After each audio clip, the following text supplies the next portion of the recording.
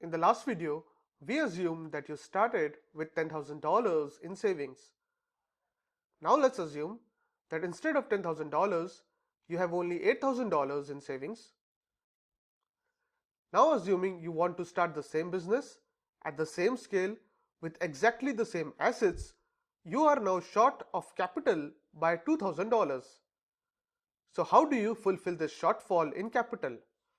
One way is to take a loan of $2,000. Again, in order to keep track of money, we are going to write this down as borrowings on the right side of our balance sheet. So on the right side, we write borrowings $2,000 and owner's equity of $8,000. This balance sheet now reflects the fact that you don't have complete ownership on all the assets of the business. In fact, now your ownership is only limited to the net assets of the company. Net assets is essentially the value of assets after settling your liabilities due to borrowings. Hence, net assets is defined as total assets less total liabilities. This is so because the business has an obligation to people who have lent you money in the hope of receiving interest over the borrowing period. They also expect their money back once this tenure of the loan is over. So if you were to liquidate all your assets today, these people have the right for their money to be returned to them, and this right comes before your right to these assets.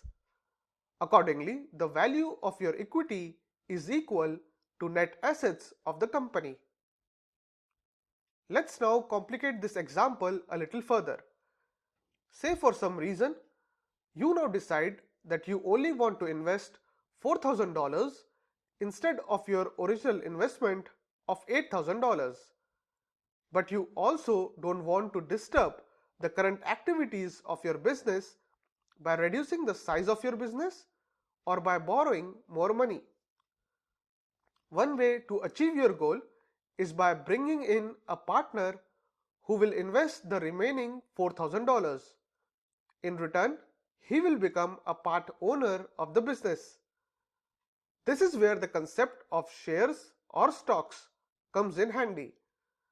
Shares essentially represent a partner's percentage interest in owner's equity. For example, in this case, the partnership can be represented by an agreement which might state that you own one share worth $4,000 and your partner owns one share worth $4,000. This arrangement also clearly says that since you own one share out of a total of 2 shares issued by the business, you have 50% ownership of net assets of the company. What this also means is that each shareholder has right to 50% of the business's net profit. This net profit is obviously arrived after paying the borrowers the interest due to them on the loans. Hence, here you are entitled to a share in the profits of the company after the lenders have got their due. By making this arrangement, you have managed to release your money without affecting a running business.